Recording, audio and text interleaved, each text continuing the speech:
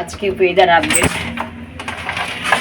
কাল থেকে কি পরিমাণে বৃষ্টি, আকাশ পুরো ফুটো হয়ে আছে, দেখেছো?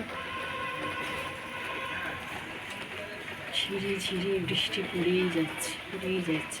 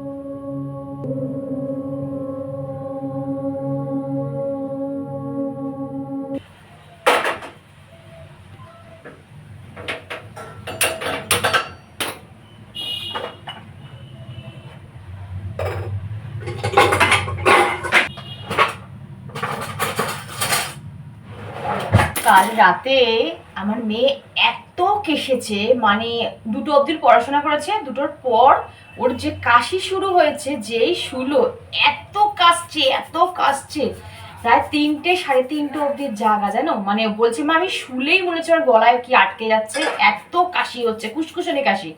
তারপরে আমি ওকে ওই হিমালয় কাফলের যে লজেন্সটা আছে, ওটা আমার ঘরে সবসময় থাকে, তো ওইটা ওকে দিলাম, বললাম ওটা তুই একটুখানি খুশে খা।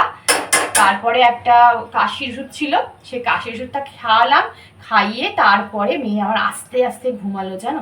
আজকে সকালে আবার স্কুল আছে, তো আমি সকালবেলা আগে ঘুম থেকে উঠে ওকে আগে আদার জল দেবো, আদা আর লবঙ্গর জল দেবো, দিয়ে তারপরে ওকে আমি ডাকবো, জানো তো?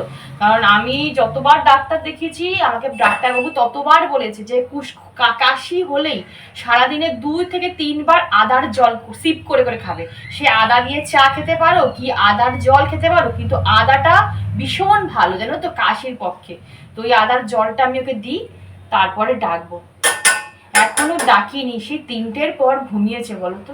একটু ঘুমেরও তো দরকার, ভালো লাগে না। আর আমারও ঠিকঠাক ঘুম হয়নি, শরীরটা একদম ছেড়ে দিয়েছে, ভালো লাগছে না একদম। মনে হচ্ছে এক্ষুনি টলছি, মনে হচ্ছে কেউ ধাক্কা দিলেই পড়ে যাবো।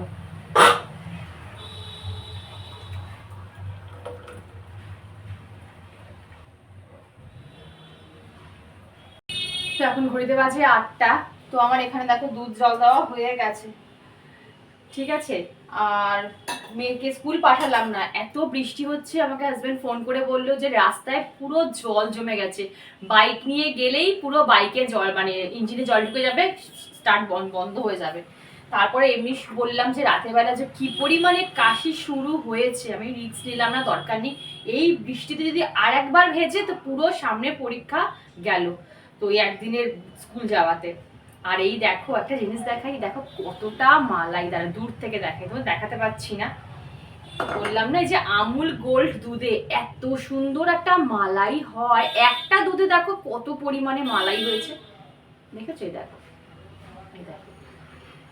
তো এই মালাইটা দিয়ে আজকে আমি ফেস প্যাক বানাবো, ঠিক আছে? যদি টাইম হয়, যদি সব কিছু পেরে উঠি, তাহলে এটা অবশ্যই শেয়ার করবো। কারণ কি বলতো, প্রত্যেকটা দিন তো সব কিছু শেয়ার করতে পারি না। যদি বিউটি টিপস রিলেটেড কিছু শেয়ার করি, তাহলে ঘরের কাজকর্মগুলো দেখাতে পারি না, আবার ঘরের কাজকর্মগুলো দেখালে নিজের স্কিন কেয়ার, হেয়ার কেয়ার দেখাতে পারি না। তো দেখছি আমি যতটা পারবো চেষ্টা করবো তোমাদের সাথে এইটা দিয়ে একটা ফেস প্যাক বানানো, মানে মালাই দিয়ে, ঠিক আছে? দুধের যে মালাই সেটা দিয়ে একটা ফেস প্যাক হয়, দারুণ, স্কিন যা গ্লো করে বলার মতন নয়। তো তোমাদের আমি দেখিয়ে দেবো, ঠিক আছে?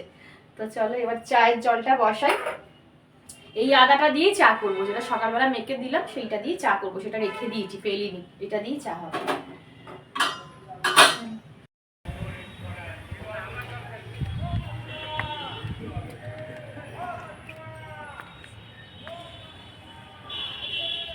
এই হচ্ছে আমার ছাদ বাগান, বৃষ্টি ভেজা ছাদ বাগান। এই অ্যালামুন্ডাগুলো দেখো কি দারুণ, কি দারুণ হয়ে আছে না অ্যালামুন্ডাগুলো। দেখো টবে জল জমেছে, দেখো দেখেছো এখানে টবে জল জমেছে, এই টবে জল জমেছে, সব জলগুলোকে ফেলতে হবে।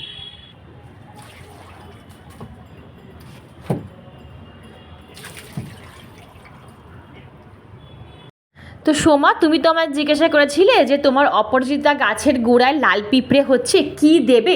দেখেছো কি পরিমাণে গাছের গোড়ায় জল জমছে, বা গাছের গোড়ার মাটি একদম ভিজে জাপ হয়ে আছে।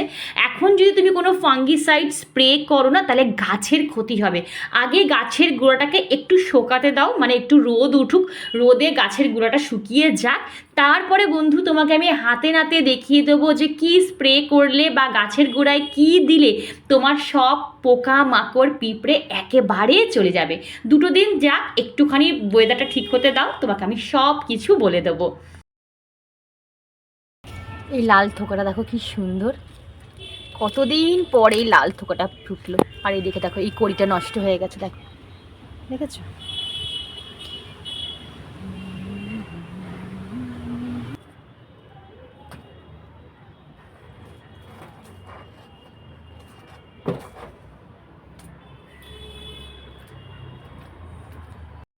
আজকে আমার মেয়ে আমাকে বলছে জানো, যে মা তুমি তোমার ব্লগে বলেছো যে আমাদের ভবিষ্যৎ নিয়ে কি দুর্নীতি চারদিকে চলছে।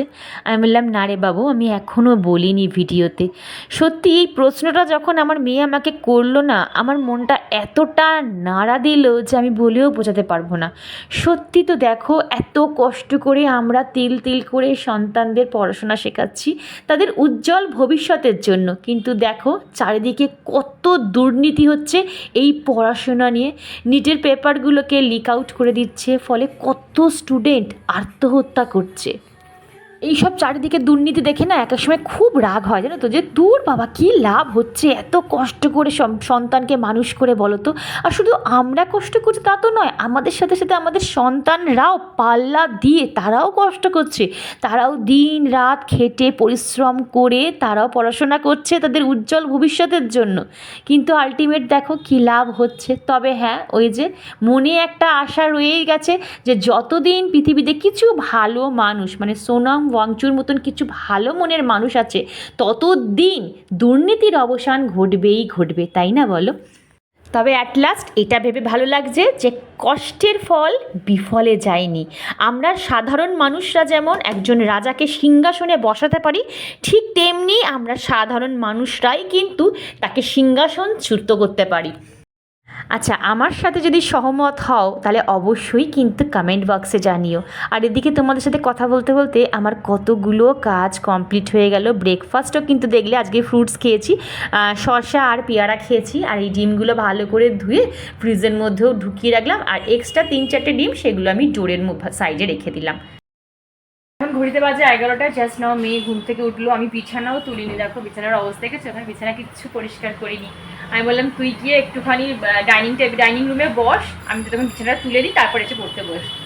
আমি বুঝতে পারি কি জানো তো, আমার মেয়ের যখন ও প্রচণ্ড চাপা, আমার মেয়ে হচ্ছে প্রচণ্ড চাপা প্রকৃতির একটা মেয়ে, মানে ওর যদি কষ্ট হয়, ব্যথা হয়, বেদনা হয়, মানে ও কখন ওর জানো না তো, সেদিনকার দেখছি ওর পায়ে এরকম গোল হয়ে নীল হয়ে আছে জানো তো, ফুলে আছে। তো আমি বললাম মাম্পা তোর ওখানে কী হয়েছে, নীল হয়ে আছে? বলছে মা ওই খাটে উঠতে গিয়ে খাটের কোণটায় ধাক্কা লেগে ফুলে গেছিলো, নীল হয়ে গেছিলো। তাই বললাম তুই আমাকে একবার বলবি না, আমি তো একটু বরফ দিয়ে দিতে পারতাম, তাহলে নীল রক্তটা জমাট পারতো না। দূর মা, এইটুকুর জন্য তোমাকে আবার বিরক্ত করবো? মানে এই রকম প্রকৃতির আমার মেয়ে ছোটোবেলা থেকে, বন্ধুরা বিশেষ করে 102-3 জ্বর। ও কখনো এসে কখনো বলতো না যে মা আমাকে একটু মাথায় হাত বুলিয়ে দেবে বা আমার গায়ে হাত বুলিয়ে দেবে। অনেক বাচ্চা দেখবে একটু শরীর খারাপ হলে ঘ্যান ঘ্যান করে, মাকে ছাড়তে চায় না। ঈশ্বরের কৃপা আমার এরকম কোনোদিনও পরিস্থিতি আসেনি যে আমার মেয়ের শরীর খারাপ আর মেয়েকে পাশে বসে দেখছি। মেয়ের শরীর খারাপ নিয়ে কিন্তু আমি যাবতীয় সংসারে কাজকর্ম করেছি, ঠিক আছে? তো আমি জানি আমার মেয়ে কীরকম। আর সত্যি কথা বলতে গেলে আমার মেয়ে বলে না, যে কোনো সন্তানের যদি শরীরটা একটু হ্যাঁচি মারে বা একটু কাশে, দেখবে মাদের টেনশান যেন আর বেড়েই যায়, কেন হলো, কি কারণে হলো, যদি বাড়াবাড়ি হয়ে যায় কি হবে না হবে, মানে কত রকম টেনশন কাজ করে। আর আমার মেয়ের যদি কিছু হয় না, আমার আর পা দুটো চলে না, কারণ ও এত স্ট্রং না, মানে ও হট করে মানে নিজেকে অতটা করে না, কিন্তু যখন ওকে দেখি শুয়ে আছে, উঠতে পারছে না, আমার খুব কষ্ট হয়। আমার কেন, প্রত্যেকটা মায়েরই কষ্ট হয়। আমার পা দুটো না যেন কি বলো, তোমার পা দুটো সরে না, মানে মনে হয় ওখানেই থুম মেরে বসে থাকি, ওর কাছেই বসে থাকি। আমার সংসারে কোনো কাজকর্ম করতে ইচ্ছা করছে না এখন, বিশ্বাস করে রান্না বান্না কিচ্ছু করছি না, ভালো লাগছে না। আনাজটা কেটে এলাম, কিন্তু পেট তো মানবে না, ঠিক টাইমে পেট বলে খাবার দে খাবার দে খাবার দে, তো এই হচ্ছে ব্যাপার। চলো আর কি করবো বলো, দেখি কাশির ওষুধটা খাবো, যদি না কমে তাহলে বিকেলবেলা একবার ডাক্তারখানায় নিয়ে যাবো, সামনে আমার এক্সাম আছে। এক্সামটা নিয়ে আমার কোনো ম্যাটারই নয়, ওর শরীরটাই হচ্ছে মেন, কারণ ও খুব তাড়াতাড়ি না, আমার মেয়ের যেটা হয় খুব বেশি বাড়াবাড়ি হয়ে যায়, মানে হট করে বেড়ে যায় জিনিসটা না, তো ওই জন্য আমার সবসময় আমি ওকে আগে ডাক্তার দেখিয়ে দিই, ওর বাবা একদম লেট করে না। তো চলো আর বক বক করে লাভ নেই বাবা। আর এই কি জানো তো, আমার একদম রোডের ওপর আমার বাড়ি, তো তুমি 7টার পর বিছানায় আর নিজেকে রাখতে পারবে না, এত সাউন্ড, এত গাড়ি ঘোড়ার সাউন্ড যে তুমি আর মানে তোমার ঘুমও পায়, তুমি ঘুমাতে পারবে না, এত আওয়াজ আসে, বুঝলে? চলো 11টা বাজে, আমি রান্না বসাইনি এখনো কিছু। আমাদের কি রান্না হবে একবার দেখিয়ে দিই, তার গ্যাসটা একটু বাড়িয়ে দিই। তেল আমি এখানে বসিয়ে দিয়েছি, লাউ ওখানে কেটে নিয়েছি, আর দেখো মাছ একদম মাছ ধুয়ে নুন হলুদ মাখিয়ে দিয়েছে, আর এখানে আমি ডাঁটা আর আলু কেটে নিয়েছি, ঠিক আছে? তো এই হচ্ছে, বুঝেই গেছো, আমার বলতে হবে না যে এখন কি রান্না করব। জয়গুলো।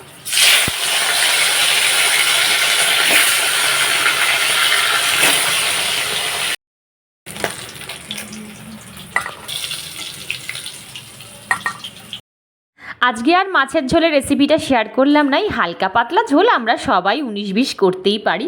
আর রান্না মোটামুটি একদম রেডি হয়ে গেছে। নামানোর আগে সানরাইসের যে মাছের ঝোলের মশলাটা আছে, তোমরা কে কে ইউজ করো আমাকে কমেন্টে জানিও, আর কেউ যদি ইউজ এখনও না করে থাকো প্লিজ একবার মানে ইউজ করে দেখতে পারো, ব্যাপক খেতে লাগে। মানে এটা কিন্তু আমি প্রথমে জানতাম না, আমিও একজনের ভিডিও দেখেছিলাম, ভিডিও দেখে আমি কিনেছি, তারপর তো আমি পুরো ফিদা হয়ে গেছি। এখন ঝোল রান্না করলেই এই মাছের ঝোলের মানে মিক্সটা আমি দিই।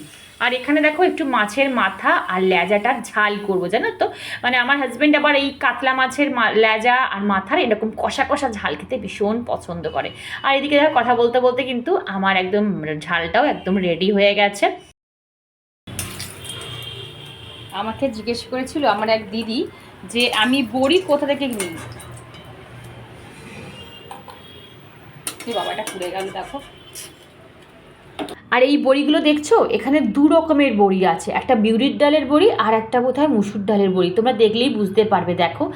আর এইটা না আমরা তো কিনি না, আমার হাজব্যান্ডকে একজন এনে দেয়, মানে আমার হাজব্যান্ডের একজন চেনাশোনা মানুষ আছে, তার বাড়ি হচ্ছে গ্রামে, সেই গ্রামে যখন তিনি যান তখন এই বড়িগুলো আমাদের জন্য এনে দেয়, জানো তো, অনেকগুলো করে এনে দেয়, মোটামুটি আমাদের 5-6 মাস কিন্তু চলে যায়। দেখো কবে এনে দিয়েছে, এখনও আমার কাছে অনেকগুলো রয়ে গেছে।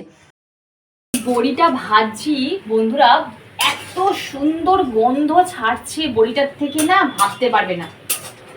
দোকানে যে বড়ি পাওয়া যায় তার তো কোনো গন্ধ স্বাদ কিছুই নেই, কিন্তু এই বড়িটা ভাজছি, যেই তেলে দিয়েছি একটা আলাদা একটা গন্ধ বেরোচ্ছে, মানে পিওর যে ডালের সেই গন্ধ।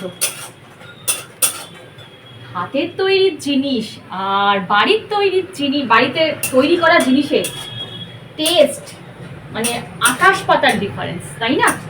আগেকার দিনের ঠাকুমা দিদিমারা কেন বাড়িতেই সব কিছু করতো, কেন? কারণ কি, মানে ঠিকঠাক খাবারগুলো করার জন্য। এখন সব ভেজাল, ওগুলো রান্নাতেও দেখবে কোনো টেস্ট হয় না, যতই ভালো করে রান্না করো রান্নারও কোনো টেস্ট হয় না। চলো আমার হয়ে গেছে, বড়িটা লাল লাল করে ভাজা। আরে হাত আটকে গেছে গো, আমার ভয় করে, হাত ফসকালেই রাঁধুনি। আর দেবো সাদা জিরে, ফোড়নটা একদম চড়বড় করে ফুটে গেছে, এইবারে আমি লাউটাকে ভাপিয়ে নিচ্ছি, সেটাই দিয়ে দিচ্ছি। আজকে লাউ ঘন্টটা না একটু অন্যরকম করার চেষ্টা করেছি। আমি এইরকম লাউ ঘন্ট খুব একটা করি না, কিন্তু আজ কেন মন চাইলো যে একটু অন্যরকমভাবে লাউ ঘন্ট করি। বিশ্বাস করো এত ব্যাপক খেতে লেগেছে, কিন্তু আজকে আমি ফুল রেসিপিটা শেয়ার করলাম না, তাহলে না ভিডিওটা অনেক বড় হয়ে যাবে। অন্য একদিন যেদিনকার করবো সেদিনকার তোমাদের সাথে অবশ্যই শেয়ার করব, তোমরা একবার করে দেখবে, ব্যাপক খেতে লাগে। আর এই যে ভাজা বড়িটা ওর উপরে একদম দিয়ে দিয়েছিলাম। আর আমার কাছে না একটা শুক্তোর মশলাও ছিল, জানো তো, সেই শুক্তো মশলাটাকে এর মধ্যে আমি অ্যাড করে দিয়েছিলাম। যাই হোক, এখানে লাউ ঘন্টটা হচ্ছে, ততক্ষণ আমি যে চাপা দিয়ে রেখেছিলাম, ততক্ষণ আমি আমার সিঙ্কে যে বাসনগুলো জমে আছে সেইগুলো মেজে নিই। কী বলতো, কাজের সুবিধার্থে না আমাদের অনেক সময় মানে ডাবল টাস্কিং করতে হয়। এই যে রান্না করতে করতে দেখো আমি কিন্তু মোটামুটি এখানে যা যা রান্না করার বাসন সব কিন্তু মেজে রেখে দিলাম, তাহলে আমার সুবিধাও হলো। দেখো এখানে আমার রান্নাটাও হয়ে গেল, আর ওদিকে আমার বাসন মাজাও হয়ে গেল। বৃষ্টি যে শুরু হয়েছে বাবা, দেখতে পাচ্ছ বৃষ্টি।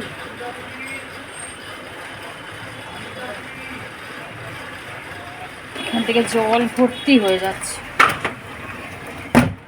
এখন ঘড়িতে বাজে 1টা, আর আমার রান্না বান্না এভরিথিং ডান হয়ে গেছে। তোমরা দেখতেই পাচ্ছ এই যে কি রান্না করলাম, তোমরা দেখতেই পেলে, শর্টে একদম দেখিয়ে দিতে একবার বলে দিচ্ছি, আর খুলে খুলে দেখাচ্ছি না। ডাল করেছি, ভাত করেছি, ডাঁটা আলু দিয়ে পাতলা করে মাছের ঝোল, যেহেতু জ্যান্ত মাছ ছিল।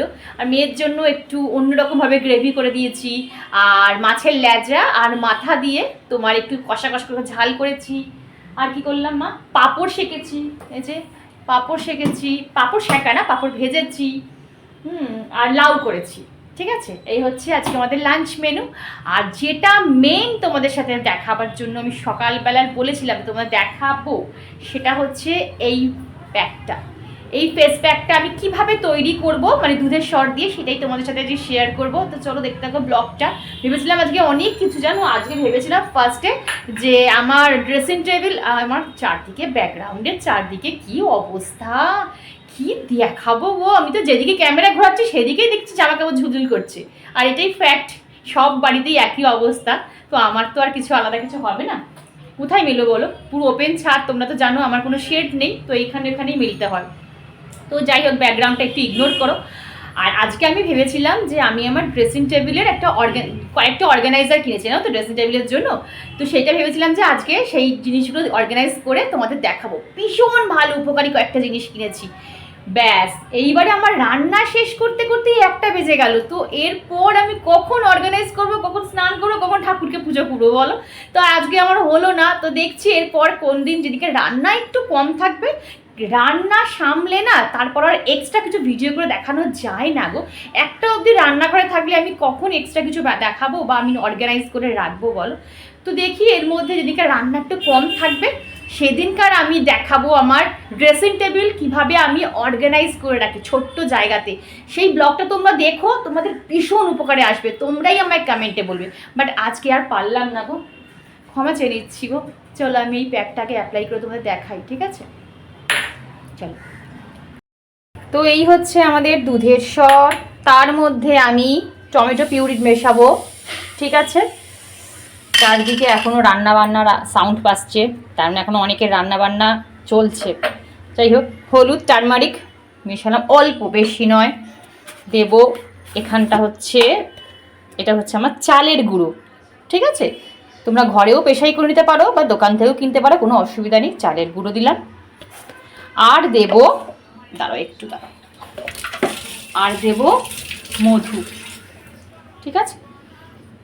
এই যে মধু দিলাম, এই দেখো, এই যে, ব্যাস, আর কিচ্ছু না, সব ঘরে থাকা ইনগ্রিডিয়েন্টস। তোমাকে এর জন্য বাইরেও যেতে হবে না, কিচ্ছু করতে হবে না। প্যাক একদম রেডি, মানে যা, মানে এটাকে বলতে পারো কোরিয়ান গ্লোয়িং মানে স্কিন পাবে একটা, এত ভালো একটা প্যাক, ঠিক আছে? ট্যান থেকে স্কিনের গ্লো থেকে এভরিথিং পাবে, একবার ইউজ করে দেখবে। চলো আমি ইউজ করে দেখাই তোমাদের। আচ্ছা, মুখ আমি পুরো ধুয়ে এসেছি, বুঝতেই পারছো, ঠিক আছে? দেখো, তোমরা ফ্রেশ ওয়াশ ইউজ করতে পারো বা একদম র মিল্ক ইউজ করতে পারো, সেটা তোমাদের ব্যাপার, যেটা তোমাদের ঘরে থাকবে সেটা ইউজ করবে। এইবারে আমি এটাকে ভালো করে গুলে, দেখো প্যাকটার কালারটা কি দারুণ এসছে না, এই দেখো। তো চলো এবার আমি এটাকে অ্যাপ্লাই করে নিই। দেখো এইভাবে অ্যাপ্লাই করবে, এতটা অন্ধকার আসছে না চারদিকটা, লাইটটা জ্বালালে ভালো হতো। ঠিক আছে,